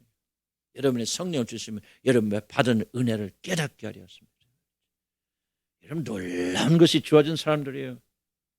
성령께서 깨닫게 하시고 하나씩 둘씩 끄집어내시면서 내가 왜 이렇게 줄기차게 합니까? 들어보세요. 여러분 성령 여러분 계시고 성령 역사하시면 조금씩 이 스토리들이 이야기들이 여러분한테 힘을 줍니다. 낙담하고 있는 자들에게도 예수의 복음이 선포돼요. 죄로 인해서 나는 왜 이렇게 죄를 이기지 못할까? 거듭난 사람이 그럴 수도 있잖아요. 그때 뭡니까? 해방됐다는 사실 복된 소식을 들으면 팍 때립니다. 힘이 거기서 나는 거예요. 자, 여러분을 위한 속전을 누가 갚아줘요? 무엇으로? 쉽게 난 여러분들 예수 그리스도 하지 마세요. 너무 쉽게 대답하지 마세요. 여러분 예수 그리스도라고 대답하기 전에는 여러분 이 말씀을 먼저 받아들여야 됩니다. 여러분을 해방시켜서 속전은요 영원히 아무도 마련하지 못합니다. 이 값이 너무 엄청나서 영원히 마련하지 못할 속전을 깨달아야 그 다음부터 예수 그리스도가 우리 속전을 주셨다는 의미가 무엇인가를 알게 돼요. 걱정하지 마세요. 이런 구원 받았으면요 이거 순서 바꿔도 괜찮아요. 이거 다 모른다고 해서 그런 거 아니에요. 이제 성령께서 어디서 뭐를 깨닫게 하시느냐. 여러분 구원받을 수 있도록 속전은 아무도 무엇으로도 온 우주를 다 죽어도 여러분을 속량할 것을 여러분 마련하지 못합니다. 그렇게 엄청난 거예요. 나 질문 왜 이렇게 엄청납니까? 왜 이렇게 엄청납니까? 왜 그렇게 여러분을 속량할 수 있는 속전이 그렇게 비싸고 엄청납니까? 왜 그러죠? 왜 그래요, 여러분? 생각해봐요. 왜 그렇게 비싸요? 왜 이렇게 비싼가 봐요? 왜 이렇게 힘들어요? 왜 이렇게 비싸요? 왜 이렇게 예수 그리스도 오셔서 죽어야만 되는 만큼 그렇게 속량과 속된 비싼 이유는 왜 영원히 마련하지 못하냐 그죠? 무엇 때문에? 그렇죠. 죄가 떴다는 거예요. 죄가 떴다는 거예요. 아니 죄가 이렇게 작고 가벼우면은 여러분 보세요. 여러분의 죄가 지나간 사람 발 한번 밟았어요. 아이고 미안합니다. 그런 죄라면은 여러분 이렇게 모두 너무 엄청나서 영원히 마련하지 못할 속전을 주어야 돼요? 아니죠. 왜 여러분이 이렇게 속전이 엄청납니까? 죄가 엄청나기 때문에 그래요. 죄라는 것은 여러분 그래서 자 보세요. 왜 우리가 죄를 계속 이야기하는지 복음을 이야기해서 죄를 이야기하는 죄만 가지고 여러분 고문하는 게 아니에요. 여러분들 여러분 죄의 무게를 깨닫기 전까지는 뭐를 깨닫지 못합니까? 여러분이 구원받기 위해서 어떤 속전이 필요한가를 깨닫지 못합니다. 여러분 우리들이 여기서 목회하는 자들이 생각 없이 쓸데없이 그냥 막 전하는 게 아니에요. 왜 그렇게 우리 교회는 죄에 대해서 이야기합니까? 죄에 대해서 이야기하고 죄 자체를 말하기 위해서인가? 그거를 이해해야 될 때만이 오늘 이 말씀처럼 죄의 값은 너무나도 큰 것이기 때문에 죄는 우주적인 것이기 때문에 죄를 지으면 그것을 갚을 길이 영원히 없고 이 세상의 모든 걸 다 주어도 속전을 마련할 수 없을 정도로 막강한 거고 엄청난 것이고 죄를 한번 일일이 지었다고 하는 것은 이렇게 큰 것이다. 그러면 그 속전을 갚을 수 있는 길은 오직 하나님의 아들이 내려오셔서 자기 몸으로 들이시는 길밖에 없습니다. 성경 내가 항상 무슨 말이죠? 성경 아주 논리적입니다. 예수 그리스도가 이 땅에 오셨습니다. 왜 오셨습니까? 오셔야만 하기 때문에 오신 거예요. 그래서 예수 그리스도가 이 땅에 오셔야만 하는 이유를 알지 못하면 여러분 예수 그리스도가 이 땅에 오시면 뭐 그렇게 아들까지 오셨다냐? 그냥 천사 하나 보내시든지 그냥 대충 좀 훌륭한 사람 잡아서 죽이든지 꼭 막 죽을 필요 뭐 있나? 그냥 하나님께서 내 죄를 용서한다 한마디 선포하면 되시는 것이지 왜 그런 말 합니까? 죄가 무엇인지 모르기 때문에. 그래서 이것을 설명하기 위해서 죄가 얼마나 악하고 크고 온 우주를 집어 삼킬 만큼 큰 것인가를 이해를 하셔야 돼요. 아담과 이브가 선악과 따먹었어요. 선악과 따먹은 것이 얼마나 큰 죄입니까? 죄는 죄죠. 자 보세요. 한 행위가 얼마나 잘못됐길래 이거 따먹지 말라. 근데 보니까 너무 보안 줬다고 아름답고 탐스러워. 그러니까 유혹을 보니까 따먹었다 합시다. 그 행위가 얼마나 어떻게 그렇게 악하길래 온 우주 만물이 이렇게 다 엉망진창이 되고 하나님께 이렇게 심판하신단 말입니까? 자 보세요. 아담이 속아서 이브가 속아서 그 선악과를 따먹은 행위 자체는 이런 크게 심각한 것이 아닐 수도 있죠. 그런데 문제는 이겁니다. 그래 한 행위로 말미암아 뭐가 들어왔다는 거예요? 죄가 들어왔다는 거예요. 죄가 엄청난 것이라면 생각해 보세요. 온 우주를 다 파괴할 만큼 강력한 것이라면요. 이 조그만 한 행위 이브가 속아서 그랬다고 그러잖아요. 순진하게 세상에 문을 열고 죄를 받아들였다고 그러거든요. 이 세상에 곳곳마다 인간의 모든 부분마다 다 파괴될 수밖에 없는 강력한 힘을 가지고 있는 게 죄라는 거예요. 이 우주적 힘을 다스릴 수 있는 것은 뭐밖에 없다는 거예요. 하나님의 아들께서 오셔서 사람이 되셔서 이 죄를 속량하는 거예요. 우리가 예수의 피 부릅니다. 예수의 피 부를 때요, 이 의미를 깨닫지 못하고 그게 뭐예요? 그냥 유행가 부르는 거예요, 여러분들. 아무런 능력이 없어요. 예수의 피는. 예수의 피 그냥 장단에 맞춰서 부르다 보니까 신나는 거예요. 감정으로 기뻐하는 거죠. 그런데 여러분이 예수의 피를 믿으려면 뭐가 돼요? 이 죄의 세력을 실감하면서 뭐를 묻습니까? 이 죄를 이길 수 있는 것은 그러니까 뭐야? 결론적으로 이 세상에 어떤 것을 가져도 어떤 종교를 누가 죽어도 무엇을 해도 이 죄를 이길 수 있는 것은 없어요. 하나님이신 그 크고 위대하신 하나님께서 사람을 몸을 입고 오셔서 그 보배는 피를 흘려주셨기 때문에 그 피만이 이 죄를 다스릴 수 있는 거 믿으면 아멘 하시기 바랍니다. 그럴 때 뭡니까? 예수의 보배는 피가 우리에게 의미가 있고 그때 우리 부른 찬송이 그러니까 찬송 불러도요. 내가 그렇다는 얘기 아니에요. 오해하지 마시고. 이 진리를 깨닫고 찬송을 부르는 자들과 전혀 그러지 못하는 자는 충분하니까 전혀 다릅니다. 하나님께 뭐라고 말하죠? 하나님께 예배하는 자는 무와 무엇으로 예배하죠? 신령과 진정. 무슨 말이야? 진리와 영으로 하라고 말이죠. 진리가 뭐예요? 지금 내가 말하는 진리죠. 예수의 피 보배는 피 말하지만 예수의 피 싱겁다 반갑다 그게 아니죠.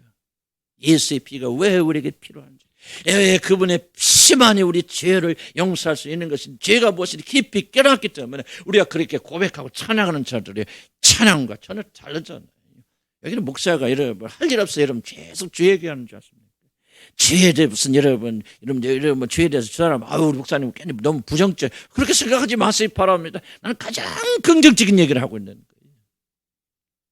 예수의 피로 올바로 하려면 우리 죄를 우리 깨닫지 못하면 안 돼요. 정말 우리가 얼마나 부패된 사람인가를 깊이 깨닫지 않고서는 여러분 예수 그리스도를 여러분 손 벌려서 그분을 모셔드릴 수가 없어요. 여러분 죄에 대해서 깨닫는 만큼만 예수에 대한 믿음이 생겨요.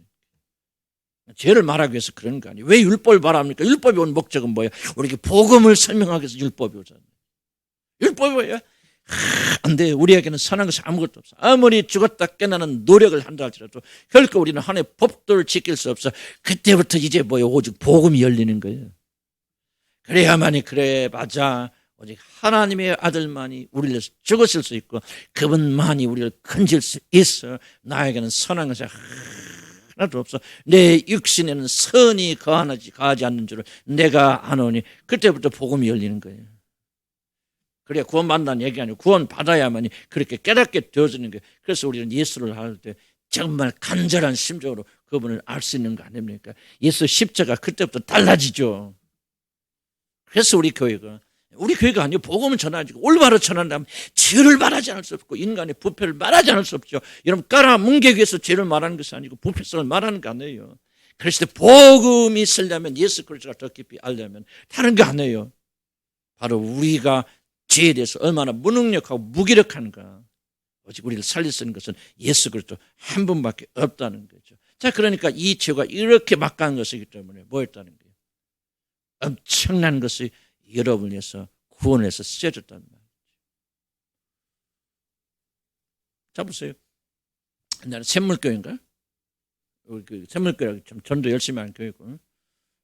불행한 일이 일어났죠. 샘물교회에. 뭐랄까 그 아프가니스탄 어디에 그 전도 집회 갔다가 그 탈레반에게 잡혀가지고 그래서 그 김선일인가 우리 전도사님 한 분 죽으셨잖아요. 그리고 그 백성 그 포로 잡혔던 사람들이 지금 얼마 한가도 몰라요. 엄청난 돈을 정부에서 지불을 하고 그들이 풀려 나왔지 않습니까? 그럼 나 혼자들 뭐 합니까? 나는 그 나와가지고 한 사람도 정부 요구한다 뭔가 그런 사람 못 들어봤죠. 참 죄송합니다. 감사합니다. 주사합니다. 감사합니다. 이제 지혜롭게 처신했어요. 그래서 그분들이 왜 그렇게 말합니까?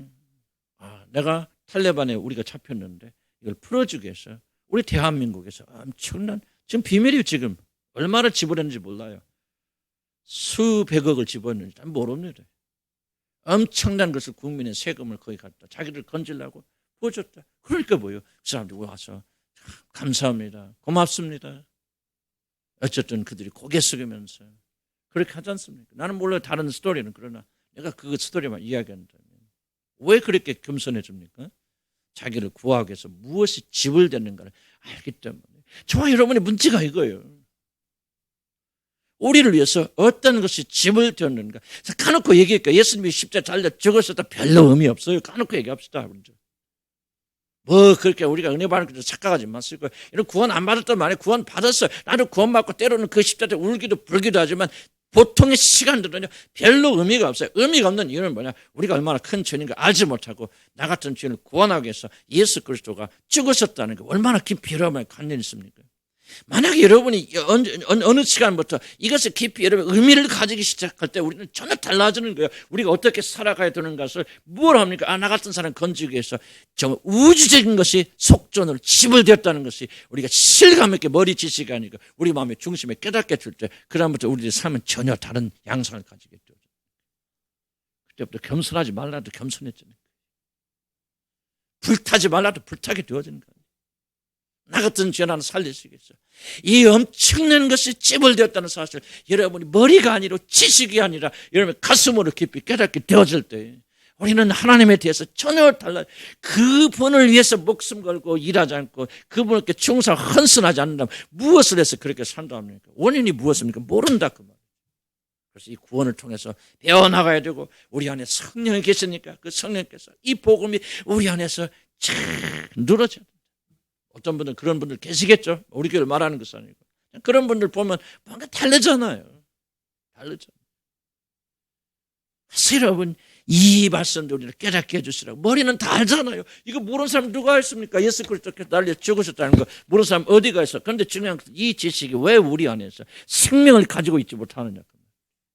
머리의 지식이 아니라 정말 속전이 지불되었다. 그 결과 내가 해방되었다는 거예요. 그렇게 깨닫는 사람이 어찌 구원받을 그런 사람이 구원받았다면 어찌 그 사람이 자기를 위해서 살겠나요 말이죠. 자기 위해서 살 수 없죠. 내가 자유롭게 때 구원받아 어떻게 거들럭거립니까? 안 되죠. 불가능하죠. 나부터도 그래요. 왜? 잊어버렸어요. 그래서 우리가 다시 복음을 돌아오면서 다시 기억하는 것이죠. 여러분 이 자리에 앉아있기 위해서 엄청난 속전이 지불되었다는 거. 이걸 설명해서 구속을 말하는 거예요. 그냥 자유롭게 된 거 아니다. 그냥 풀어진 거 아니다. 너 하나 구하시려고 온 우주보다 더 귀하신 분이 자기 생명을 속전으로 내놓으셨다는 거예요. 믿으면 아멘 하시기 바랍니다. 이 사실을 믿게 될 때 여러분 주님과의 관계가 전혀 달라지는 거예요.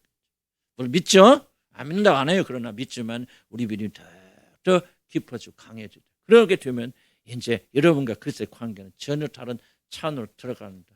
속전 없이는 뭐가 없다? 속전 없이는 뭐가 없다? 구속이 없다. 다릅시다. 속전 없이는 구속이 없다. 속전 어떤 속전이요? 어마어마한 거예요.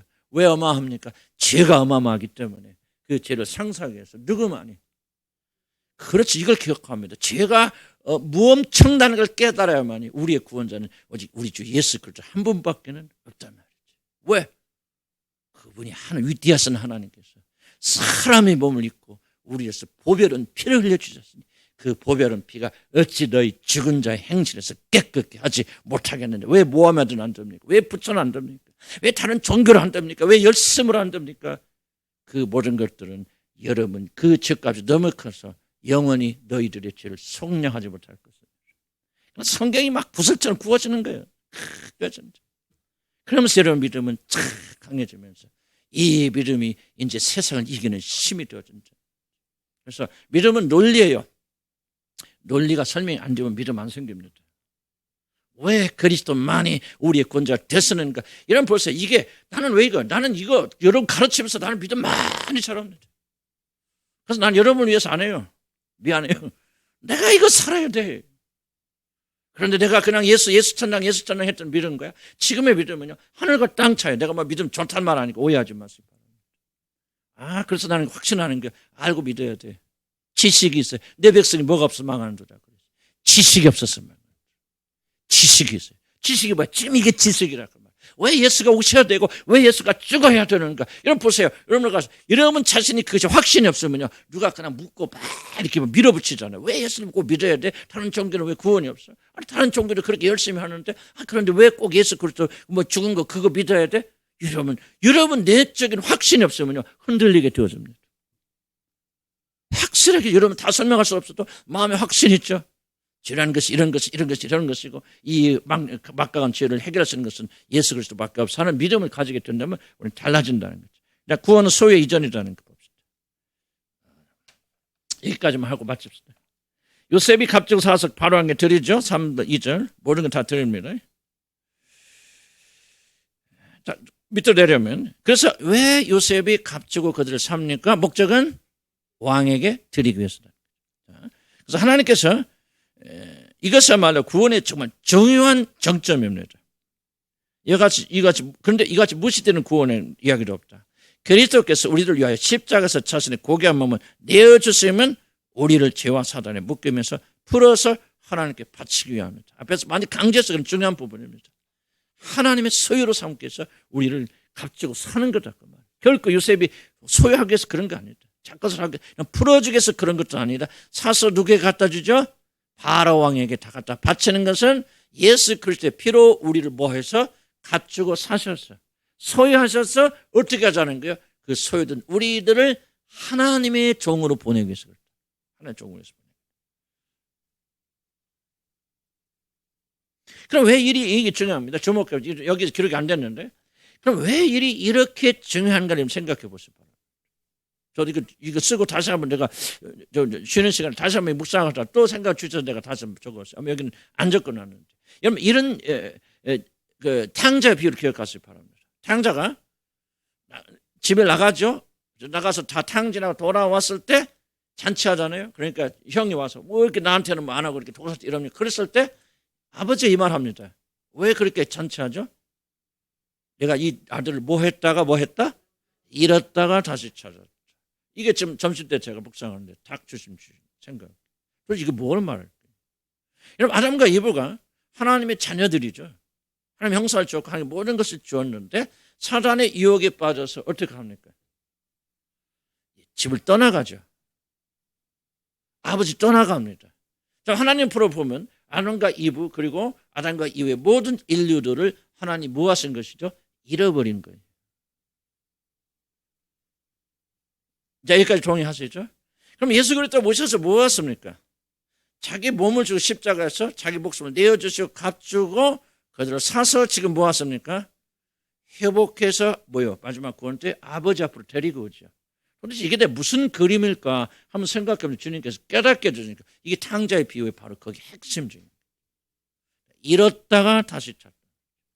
그러면 잃었다가 다시 찾게 하시는 분을 그 일을 하시는 분이 누구십니까? 하나님의 아들 되신 예수 그리스도께서 이 땅에 내려오셔서 자기 몸을 대속물 속전으로 내어주시고 그들을 값지고 사서 다시 찾아서 이제 마지막 역사의 마지막 때 뭡니까? 여러분 마지막이 뭔지 압니까?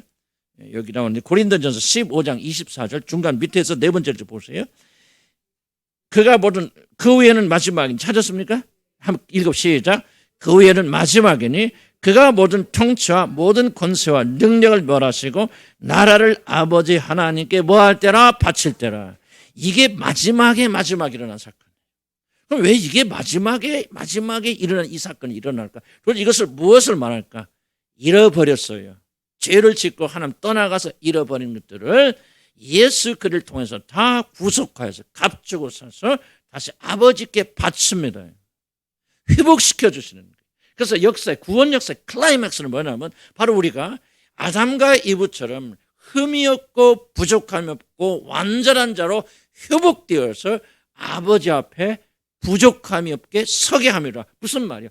깨끗하고 정결케 자기 피로 씻으셔서 우리를 다시 잃어버린 아담과 이브의 자리를 다시 회복하고 되찾는 우리들로 예수 그리스도께서 되돌려놓는 이것이 구원의 역사란 말이에요. 좀 내가 급히 설명해서 그런데 좀 이해가 가십니까? 여러분 이것을 이해를 해야만이 구원받은 백성들이 어디로 가는가를 좀 이해를 하는 거예요. 그래서 왜 우리가 마지막 심판이 그렇게 중요합니까? 왜 우리가 구원받은 우리들이 예수 믿어서 하늘나라 가는 우리들이 왜 그렇게 거룩하게 되어지는 성화의 삶이 그렇게 중요합니까? 구원의 궁극적인 목적은 뭐예요? 죄로 잃어버린 우리들을 주님께서 회복시켜서 아버지께 되돌려 가세요. 어떤 상태? 아담과 이브가 범죄하기 이전의 상태로 우리가 회복되어져서 그 아버지에게 되돌려 주는 것이 구원의 드라마예요. 드라마. 여러분 예수 믿고 천당 가고 제멋대로 살다가 그렇게 해서 죽으면 좋은 데 가는 게 구원이 아니에요. 여러분들. 구원의 드라마를 철저하게 오해한 거예요. 크게 생각해야 돼요. 하나님께서 자기 보는 모든 능력과 권능과 권세 영광을 다 들여서 우주만을 창조하시잖아요. 하나님 모든 능력이 다 전시된 거예요. 그 다음에 아담과 이브를 뭐요? 하나님께서 자기 형상대로 지으셔서 작은 하나님, 그래서 뭐라 합니까?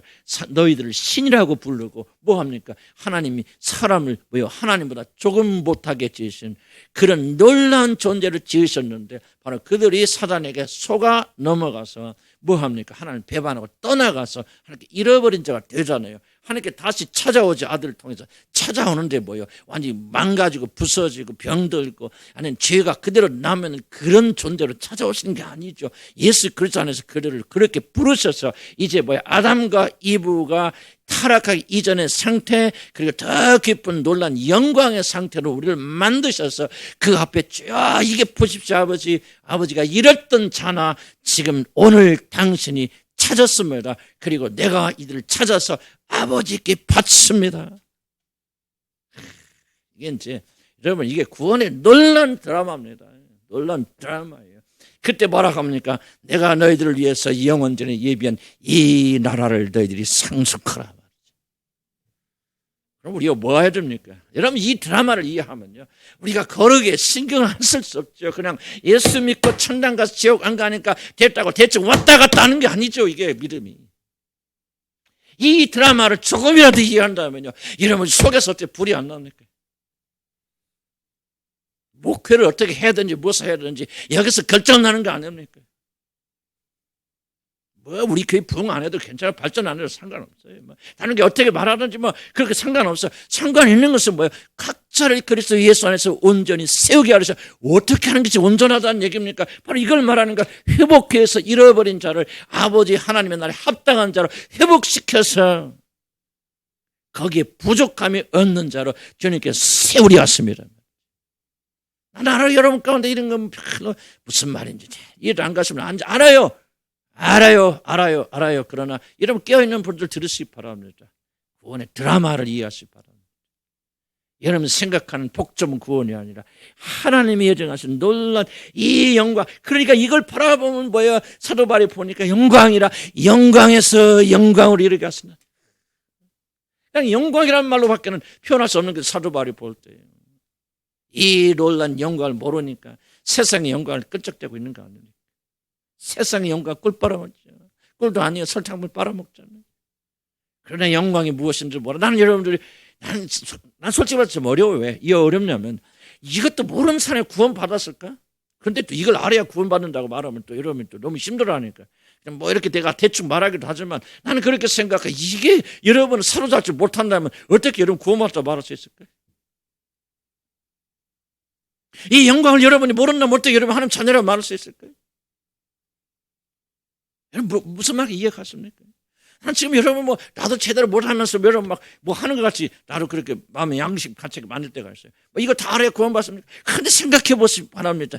여러분 성령 여러분 안에 계시면은 지금 내 안에서 불타는 이 영이 여러분 안에도 똑같이 있다면은 어떻게 이 영광을 우리가 무시할 수 있습니까? 어떻게 이 영광에 관심까지 못할 수 있습니까? 우리 연약하는 게 매일 넘어져. 나도 넘어져. 그럼 넘어진다고 그래서 어찌 이 불을 우리 가슴에서 꺼낼 수 있습니까? 끌 수 있습니까? 한번 생각해 보세요. 안 돼요. 하나님의 영이 여러분 안에 계신다면요. 다른 거 아니에요. 이 영광이 이 영광 보이지 않습니까? 여러분 들리지 않습니까? 맛볼 수 없습니까? 그래서 이 말씀을 들을 때 마음을 강팍하게 하지 말고 금방 있다가 없을 세상의 영광이 좀 취하지 마시고 잘 먹고 잘 사지 말라 그 말이 아니고 멋내지 마. 뭣도 내실 다 하세요. 그러나 그것이 여러분의 영혼을 여러분 사로잡지 못하게 하시고 오늘 이 영광에 불타는 사람이 되어지고 우리가 밤낮으로 부르짖어서 하나님 이 영광이 내게 머물게 하여 주시옵소서. 그렇게 축복하는 여러분들을 간절히 기원합니다. 아멘. 하나님께서 왜 우리를 풀어주시고 구속하십니까? 그거죠.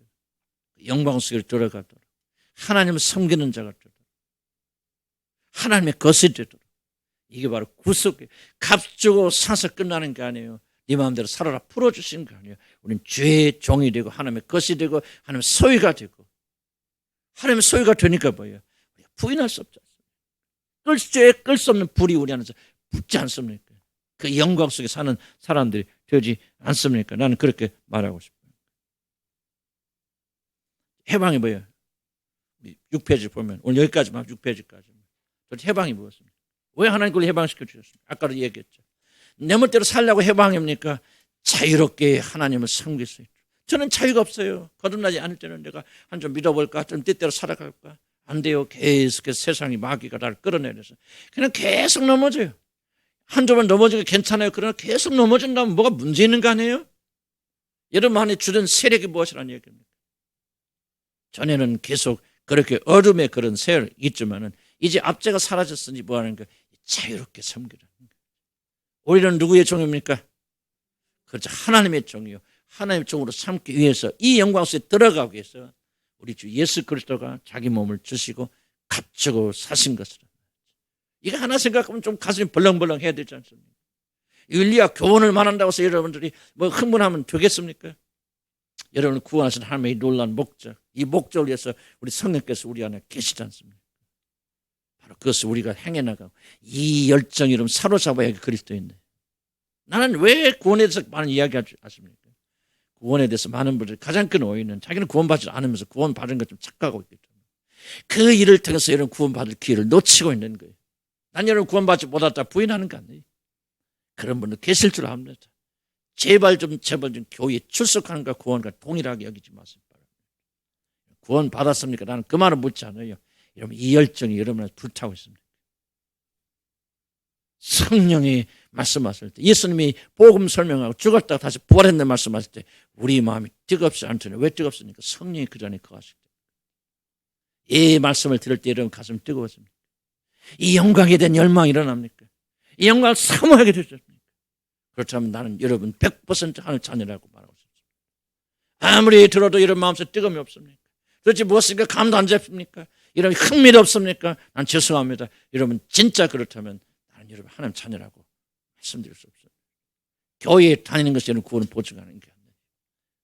우리 속에 있는 영혼이 하나님 영과 더불어서 우리가 하나님의 자녀인 것을 증명하느니라. 아버지라 울부짖는 영이 있잖아요. 우리 안에 계신 성령께서 우리 영과 더불어서 이것을 여러분에게 증언하지 않습니까? 여기는 목사 왜 이렇게 흥분합니까?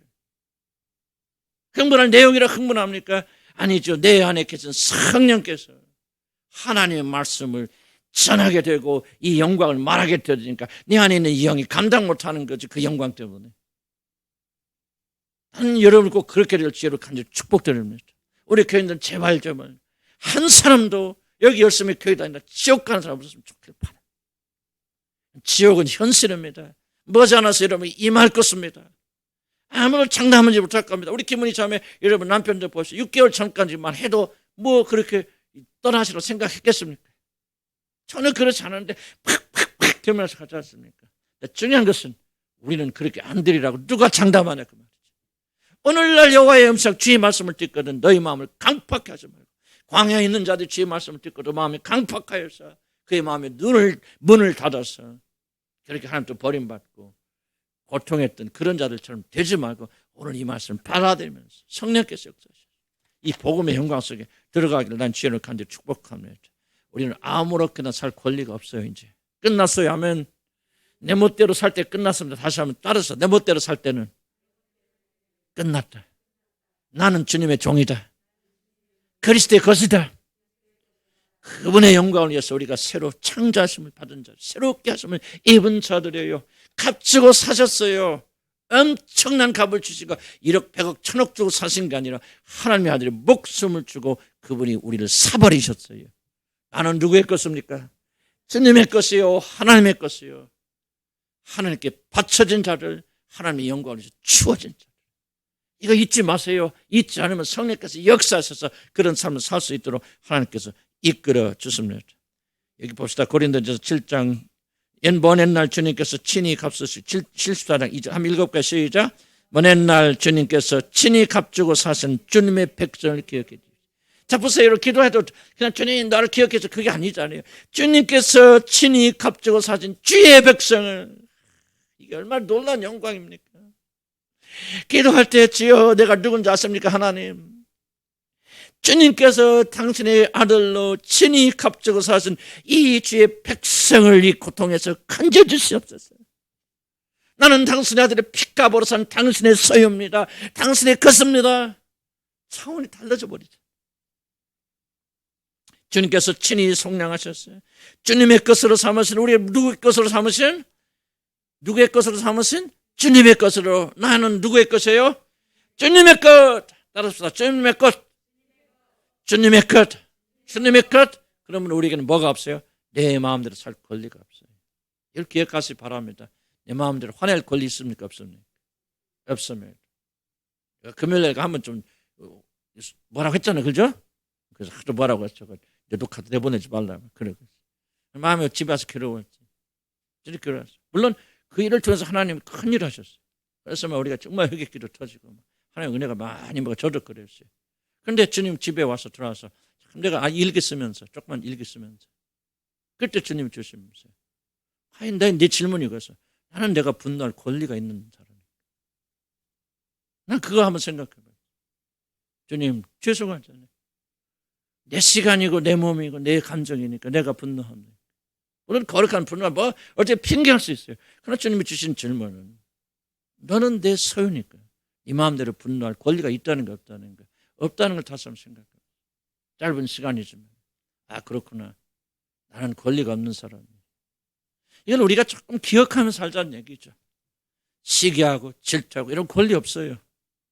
우리는 주님의 것이고 주님의 소유입니다면 엄란한 마음을 품을 권리가 없어요. 우리들에게는 다른 사람을 미워하고 정죄하고 비판하고 권리 없어요. 우리는 하나님의 것이에요. 하나님의 소유입니다. 왜? 값주고 나를 사셨기 때문에. 값주고 나를 사셨기 때문에 우리는 분노할 권리가 없어요. 낭망할 권리가 있습니까? 없어요. 우울할 권리가 있습니까? 없어요. 죽고 싶은 마음을 가질 권리가 있습니까? 없습니다. 왜? 우리는요 엄청난 값을 주고 사신 주님의 것이에요. 이게 바로 우리가 구속받은 뜻입니다. 기도합시다.